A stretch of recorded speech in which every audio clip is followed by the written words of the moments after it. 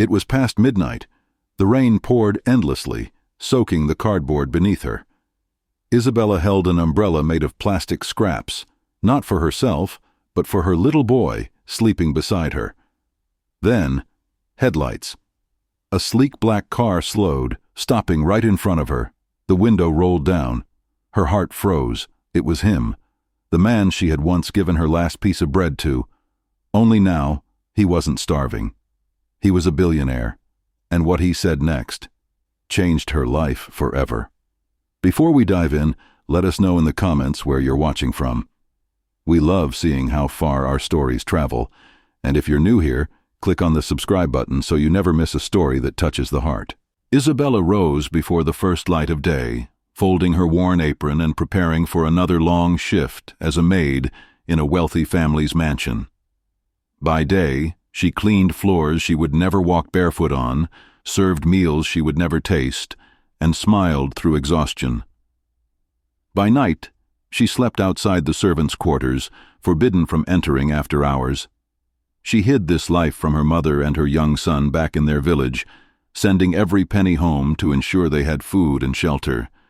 She was gentle, selfless, and quiet, carrying hope in the smallest corners of her heart, hope that her sacrifices might one day create a better life for her child. But there was one night that would make her kindness unforgettable. One rainy night, Isabella heard a faint groan near the trash bins behind the mansion. Investigating, she found a man lying unconscious, soaked, bruised, and beaten from a mugging. Despite the risk of losing her job, she dragged him under shelter, gave him dry clothes, and shared her meager meal. He stirred and asked her name. "Names don't matter," she whispered. "Kindness should never ask for something in return." By morning, he was gone, leaving behind only a handkerchief with the initials A.W. What Isabella didn't know was who this man truly was, or how much he would change her destiny. Months passed. Her employers grew cruel. She was falsely accused of stealing jewelry and thrown out without pay. Homeless once more, Isabella slept under an old bridge, clutching a worn photograph of her late father. She prayed quietly for one day of peace, not riches, not fortune, just a moment to rest. She cleaned tables in a roadside cafe for leftover meals, enduring hunger, humiliation, and exhaustion. Some nights, she whispered to the night sky, "Please, just one day of peace." And even in the darkness, hope lingered, faint, fragile, yet unbroken. Peace would come in a form she could never have imagined. One quiet night, a convoy of black cars stopped in front of the cafe. A tall man stepped out, sharp suit, polished shoes, and the same initials, A.W. It was Alexander Warren, CEO of a multinational company. His eyes locked on Isabella's face, and recognition sparked immediately. "Do you still believe kindness asks for nothing in return?" he asked softly. She froze. What she didn't know yet was that Alexander wasn't just there to thank her. He needed her, in ways neither could foresee. Alexander invited Isabella to his mansion, not as a maid, but as a caretaker for his ailing mother. Hesitant and wary of trickery, she slowly accepted, overwhelmed by gratitude and disbelief.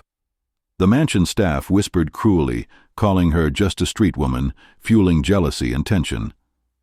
But Isabella's gentle care won the heart of Alexander's mother, Eleanor, and Alexander himself watched silently, admiration and something deeper building in his eyes.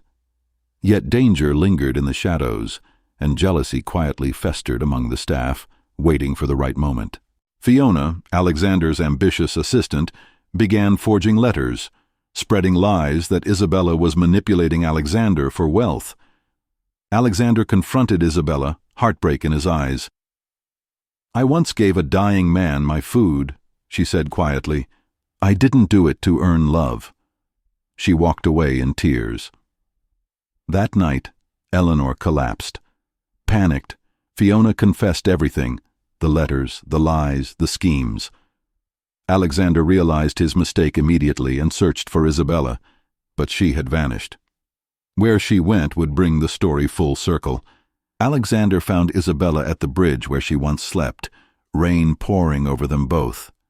He knelt in the mud, begging for forgiveness, explaining, "That night you saved me. I was ready to end my life. You didn't just give me food, you gave me a reason to live." Isabella hesitated, broken but kind, absorbing his words.